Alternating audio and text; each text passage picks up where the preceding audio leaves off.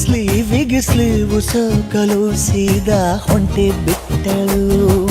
ಬೊಂಬೆ ಬೊಂಬೆ ಬೊಂಬೆ ನನ್ನ ಮುದ್ದು ಬೊಂಬೆ, ಹೊಂಬಿಸಿಲಲ್ಲಿ ನನ್ಗ್ಯಾಕೆ ಕಂಡಳು, ಹೊಂಗನ ಸೊಂದ ಹೆಂಗ್ಯಾಕೆ ಕೊಟ್ಟಳು.